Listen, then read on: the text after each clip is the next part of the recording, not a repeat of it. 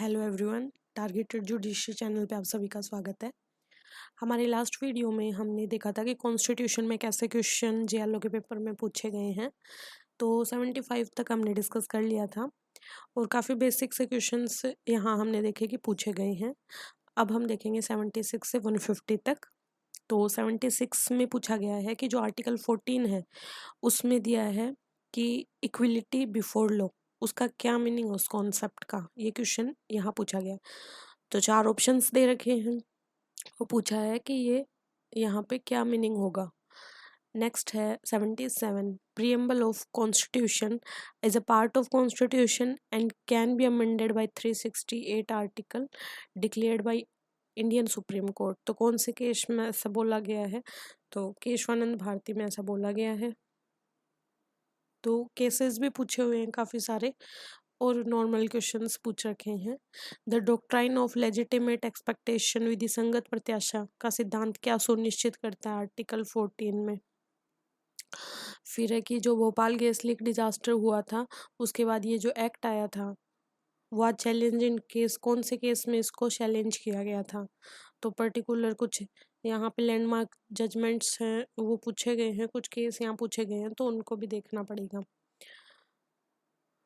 Next है first case of equal pay for equal work, तो इससे रिलेटेड केस पूछा गया है।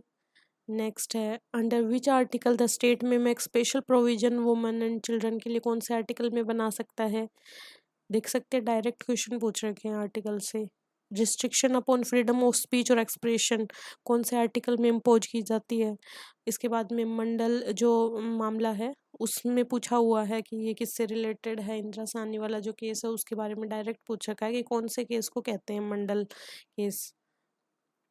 इसके बाद 84 का क्वेश्चन है, पूछ रखा है कि टाइटल जो है वो अबोलिश कहाँ किए जाते हैं। तो आपको मालूम है आर्टिकल 18 में करते हैं। फिर है making of class within class is violative of article 14 of Indian constitution in which of the case, श्रेणी के अंदर श्रेणी भारतीय संविधान के अनुच्छेद 14 का उल्लंघन है, किस वाद में ऐसा निर्धारित किया गया। तो पर्टिकुलर केस पूछा गया है। एक और केस पूछ रखा है कि बैकवर्ड और more backward classification is not bad under article 14 was held in, कौन से केस में ऐसा सुप्रीम कोर्ट ने बोला। नेक्स्ट है अमेंडमेंट पूछा है कि क्लोज 5 जो है आर्टिकल 15 का, जिसमें की बात की गई है making provision of reservation of backward and SC/ST class in private education institution, इसको कौन से कॉन्स्टिट्यूशनल अमेंडमेंट में इंसर्ट किया गया था। इसके अलावा पूछ रखा है कि no person shall be deprived of life of personal liberty except according to procedure established by law, किसी भी व्यक्ति को उसके प्राण या दैहिक स्वतंत्रता से विधि द्वारा स्थापित प्रक्रिया के अनुसार ही वंचित किया जाएगा, अन्यथा नहीं। तो कौन से आर्टिकल में ऐसा बोला गया है ये पूछ रखा है डायरेक्ट। पूछ रखा है कि एक high caste Hindu female marry करती है SC बॉय से, नॉट एंटाइटल फॉर रजिस्ट्रेशन, तो रिजर्वेशन नहीं मिलेगा अंडर आर्टिकल 15(4) एंड 16(4), ये कौन से केस में ऐसा बोला गया है। तो केस पूछ रखा है डायरेक्ट। फिर बियरर बॉन्ड के नाम से कौन सा केस फेमस है। एंड उसके बाद पूछा है कि आर्टिकल 19 जो है उसमें स्वतंत्रता से संबंधित अधिकार किस किस को प्राप्त होते हैं। तो कुछ यहाँ पे अधिकार दे रखे हैं सिटीजन को, कुछ नॉन सिटीजन्स को। तो पूछा गया कि आर्टिकल 19 वाले किसको लागू होंगे। तो जब कॉन्स्टिट्यूशन पढ़ेंगे वहाँ साफ साफ दे रखा है कि ये वाले सिटीजन को लागू होंगे, ये दोनों को लागू होंगे ऐसे। नेक्स्ट है freedom of speech and expression is indispensable in democracy, प्रजातंत्र हेतु वाक और अभिव्यक्ति स्वतंत्रता अपरिहार्य है, ऐसा कौन से केस में बोला था। तो पर्टिकुलर केस भी देखने पड़ेंगे यहाँ पे कुछ इंपॉर्टेंट।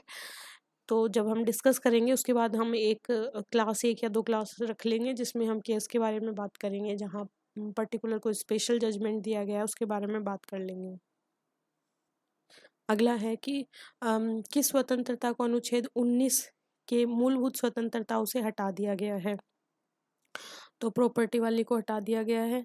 नेक्स्ट है ए लॉ विच आर्बिटरली और excessively invades the right of a person, तो ऐसा लॉ क्या कहलाता है। क्रीमी लेयर को निर्धारित करने हेतु सर्वोच्च न्यायालय के द्वारा जो कमेटी बनाई गई थी उस कमेटी का नाम भी पूछ लिया है। नेक्स्ट है कि right to freedom for the protection of the interest of the schedule tribe and the reasonable restriction में बी इम्पोज अंडर कौन से आर्टिकल में इम्पोज किए जा सकते हैं। केस ऑफ होकर्स राइट, कौन से केस को कहा जाता है case of hawkers right. Next है the protection against self incrimination is given in which article, आत्माभिसंशन के विरुद्ध संरक्षण का अधिकार कौन से आर्टिकल में दे रखा है। नेमो डिबेट विस वेक्सारी का रूल जो है वो रिलेटेड है। And the auto Shankar case कौन सा केस कहलाता है। एंड द इमरजेंसी प्रोविजन कहाँ से लिए गए हैं, और पहली बार सुप्रीम कोर्ट के समक्ष जो पर्सनल लिबर्टी है वो उसकी व्याख्या कौन से केस में की गई है। इसके अलावा procedure established by law under article 21 is concomitant of, कौन से रूल का कनकमिटमेंट ये करते हैं। नेक्स्ट है कि बच्चों के लिए जो फ्री कंपलसरी फ्री एजुकेशन था वो उसके तहत आर्टिकल 21 से इंसर्ट किया था, वो कौन से अमेंडमेंट के थ्रू किया था। नेक्स्ट है कि फ़ोन टेपिंग केस के नाम से कौन से केस को जानते हैं। Right to health and medical assistant एक फंडामेंटल राइट है, कौन से केस में। तो आप देखोगे कि यहाँ पे पर्टिकुलर जैसे किसी केस को कुछ नाम दे दिया है, शॉर्ट नेम दिया गया है, उस नेम को पूछ रखा है या फिर कुछ अमेंडमेंट पूछ रखे हैं। इसके अलावा तो सारे बेसिक से क्वेश्चन हैं, तो जो केस है वो हम ढंग से देख लेंगे एक बार कि कौन से लैंडमार्क जजमेंट्स हैं उनको देख लेंगे एक बार। इसके अलावा तो कॉन्स्टिट्यूशन से डायरेक्ट क्वेश्चन हैं, वो मोस्ट ऑफ द क्वेश्चन वहीं से आए हुए हैं, और थोड़े क्वेश्चन है केस लॉ से पूछे गए हैं। द राइट टू, और एक बात और है यहाँ पे नोटिस करने वाली कि क्वेश्चंस है वो ऐसे भी नहीं कि कॉन्स्टिट्यूशन में हर कहीं से पूछ रखे हैं। जैसे कॉन्स्टिट्यूशन में आपके फंडामेंटल राइट से पूछेंगे, डीपीएसपी से पूछ रहे हैं, इसके अलावा आपके प्रीएम्बल से 3-4 क्वेश्चन पूछ रखे हैं, फिर आपके सुप्रीम कोर्ट से पूछेंगे, हाई कोर्ट से पूछेंगे, इसके बाद आपके ये जुडिशरी वाला हो गया, इसके बाद आपके प्रेसिडेंट से पूछेंगे, अटॉर्नी जनरल से पूछेंगे, इसके बाद आपके और भी जो इम्पोर्टेंट कुछ आर्टिकल्स हैं वहाँ से क्वेश्चन पूछेंगे, फंडामेंटल ड्यूटीज से पूछेंगे, इनसे क्वेश्चन है वो मोस्ट ऑफ द क्वेश्चंस यहाँ से पूछे गए हैं आपके। ऐसे नहीं है कि कॉन्स्टिट्यूशन में हर कहीं से कुछ भी ऐसे पूछ लिया गया है, ऐसे भी नहीं पूछा गया है। जैसे अब फंडामेंटल राइट है तो फंडामेंटल राइट खुद ही इतना बड़ा है, तो उसके अंदर कितने सारे क्वेश्चंस बन रहे हैं। अब डीपीएसपी है तो डीपीएसपी से ही लगभग 7-8 क्वेश्चन पूछ रखे हैं। तो इन चीज़ों को बहुत डिटेल में देखना है, यहाँ से मिस नहीं होना चाहिए कुछ भी। तो वैसे तो हम डिस्कस करने ही वाले हैं इसको, अभी फ़िलहाल तो हम ये बात कर रहे हैं कि हाँ ऐसे क्वेश्चन पूछे गए हैं। फिर एक बार हम हमारा कॉन्स्टिट्यूशन पढ़ लेंगे अच्छे से, उसके बाद वो जो केस लॉज हैं वो देख लेंगे, उसके बाद हम अटेम्प्ट करेंगे इस पेपर को दोबारा कि हमसे क्वेश्चन सोल्व हो भी रहे हैं या नहीं। सो नेक्स्ट है आर्टिकल 21 में बोल रखा है कि राइट टू लाइफ दे रखा है। आर्टिकल 21 में कह रहा है वो इंक्लूड नहीं करता राइट टू डाई को, ऐसा कौन से केस में बोला था। And the right to privacy is not an absolute right, privacy का जो राइट है वो एक एब्सोल्यूट राइट नहीं है, ऐसा कौन से केस में बोला था। अब क्या होता है कि ऐसे निर्णय देने पड़ते हैं कुछ केस में, जैसे राइट टू प्राइवेसी को लोग एब्सोल्यूट राइट मान लेते हैं जबकि एब्सोल्यूट राइट नहीं है, इसलिए ऐसा सुप्रीम कोर्ट को अब बोलना पड़ा है कि भाई निजता का अधिकार है वो आपका एब्सोल्यूट राइट नहीं है। तो वो पर्टिकुलर केस में जो जजमेंट दिया है वो फिर फेमस हो जाता है, तो वही एग्जाम में पूछ लिया जाता है। नेक्स्ट है right to education up to age of 14 year, fundamental right है under article 21। Held in which case, कौन से केस में ऐसा बोला गया। फिर है refusal of bail in murder case without reasonable ground amount to violation of article 21, ऐसा कौन से केस में बोला गया। फिर है हैंड कफिंग केस, कौन से केस को हैंड कफिंग केस कहते हैं। फिर है गंगा वाटर से रिलेटेड कौन सा केस है। इसके बाद है कि कस्टोडियल डेथ से रिलेटेड कौन सा केस कस्टोडियल डेथ से रिलेटेड नहीं है। फिर है कि कौन सा केस अनुच्छेद 21 के उल्लंघन पर क्षतिपूर्ति भुगतान का नहीं है, तो एक बताना है यहाँ पे। फिर विशाखा केस पूछा है, तो आप सबको पता है sexual harassment at work place पे है, विशाखा गाइडलाइंस भी जारी की गई थी। नेक्स्ट पूछा है कि now the fundamental right to life and liberty can not be suspended even during emergency, तो इनको ड्यूरिंग इमरजेंसी भी नहीं ये सस्पेंड किया जा सकता है, ऐसा कौन से जो अमेंडमेंट था उससे पॉसिबल है। तो अमेंडमेंट का क्वेश्चन पूछ रखा है। अमेंडमेंट वाले तो इजी हैं क्वेश्चन, जो केस वाले हैं क्वेश्चन उनको थोड़ा देखना पड़ेगा। नेक्स्ट है कि स्मोकिंग पब्लिक प्लेस पे आर्टिकल 21 का वोलेशन है, ऐसा कौन से केस में बोला गया है। अगला है human trafficking being is declared prohibited, कौन से आर्टिकल में ह्यूमन ट्रैफिकिंग को यहाँ पे निषिद्ध घोषित किया गया है। अगला है payment of wages lower than the minimum wage is violative of article 23 is declared by supreme court in which case. And 14 year से कम आयु के बच्चों को कारखानों और जोखिम युक्त कार्यों में नियोजन का अनुच्छेद 24 के अंतर्गत प्रतिबंध किस रीति के निर्देशक सिद्धांत की अनुपालना है। Article 24 of Indian constitution prohibiting employment of children below 14 year of age in factories and hazardous employment is compliance of which directive principle. Next है कौन से आर्टिकल में इंडियन कॉन्स्टिट्यूशन में related to freedom of religion से related कौन सा है। Direct पूछ रखा है, देखो सिंपल सिंपल से भी पूछ रखे हैं। फिर पूछा है कि कौन से आर्टिकल में हेबियस कॉर्पस केस के नाम से जाना जाता है, कौन से केस को। अगला पूछा है कि आर्टिकल 14 और 19 में जो फंडामेंटल राइट्स दिए हैं उसके ऊपर कुछ नीति निर्देशक तत्वों को प्राथमिकता देने के लिए 31C जो है आर्टिकल उसमें किस संविधान संशोधन के द्वारा उसको समाहित किया गया कि यहाँ पे 14 एंड 19 से ऊपर डीपीएसपी को प्राथमिकता दी जाएगी। तो ये पूछा हुआ है तो डायरेक्ट वहाँ पे दे रखा है, ये 31C कब इंसर्ट हुआ। नेक्स्ट है अंडर कौन से आर्टिकल में कॉन्स्टिट्यूशन ऑफ इंडिया जस्ट और ह्यूमन कंडीशन प्रोवाइड करने की बात करी गई है, ये भी डायरेक्ट दे रखा है। पूछा है कि यूनिफॉर्म सिविल कोड के लिए डायरेक्शन कौन से केस में दिए गए। नेक्स्ट है कि कौन से आर्टिकल में state funded religious educational institution can not impart the religious instruction, ये भी डायरेक्ट दे रखा है। नेक्स्ट है कि in which of the following case the supreme court ने बोला है कि फंडामेंटल राइट और डीपीएसपी का सेम गोल है। अब देखो ऐसा क्वेश्चन भी पूछ लिया कि कौन से पूछा ऐसा। फंडामेंटल ड्यूटीज जो 51A में दी गई हैं वो कहाँ से ली गई हैं। फिर है इम्पीचमेंट जो है वो कौन से आर्टिकल में दिया है सुप्रीम कोर्ट के जज का इम्पीचमेंट। फिर देखिए Indian constitution declare the supreme court a court of record, कौन से आर्टिकल में कोर्ट ऑफ रिकॉर्ड है ऐसा बोला गया है। नेक्स्ट है कि ग्रास रूट डेमोक्रेसी थ्रू पंचायती राज, कौन से आर्टिकल में ऐसा बोला है। नेक्स्ट है कि कौन से आर्टिकल से सुप्रीम कोर्ट है वो एडवाइजरी जुडिक्शन है वो अपना प्रयोग करता है।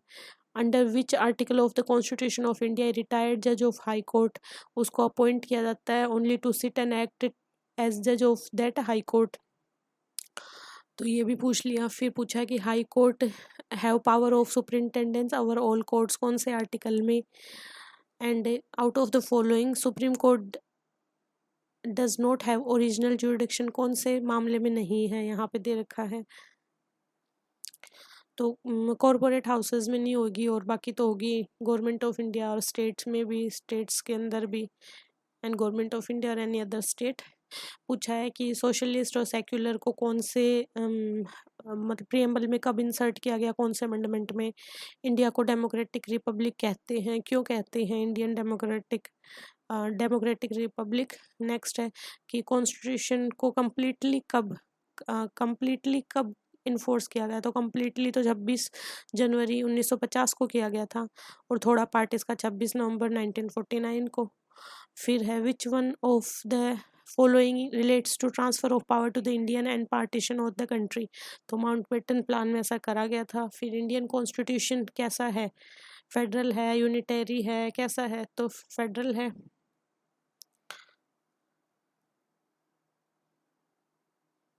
नेक्स्ट पूछा है कि हमारे संविधान में समवर्ती सूची की जो विशेषता है कनकरेंट लिस्ट वो कहाँ से ली गई है, ऑस्ट्रेलिया से ली गई है। अब पूछा है फंडामेंटल राइट और जुडिशियल रिव्यू का कॉन्स्टिट्यूशन में जो इंक्लूड करा गया वो कहाँ से, कौन से कॉन्स्टिट्यूशन से लिया गया है, तो यूएसए से लिया है।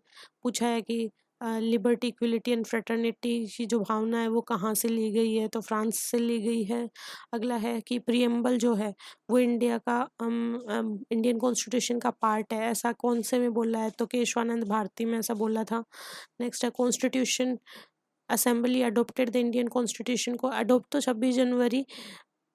26 नवंबर 1949 को किया था, पर कंप्लीटली 26 जनवरी 1950 को किया था। अब अटॉर्नी जनरल के लिए पूछा है कि कौन से आर्टिकल में बोला है, तो 76 डायरेक्ट दे रखा है। पूछा है कि अटॉर्नी जनरल का कौन सा काम नहीं है, तो हम ढंग से देखेंगे कि कौन कौन से काम अटॉर्नी जनरल करता है। फिर है कि नोट पूछा है, तो एडवाइस देता है गवर्नमेंट ऑफ इंडिया को, हाँ देता है। To perform other function of legal character, हाँ करता है। Function conferred on him by constitution और एनी अदर लॉ, यस करता है।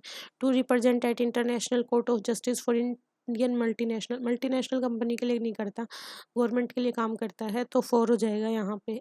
देखो सिंपल सिंपल क्वेश्चन पूछ रखे हैं।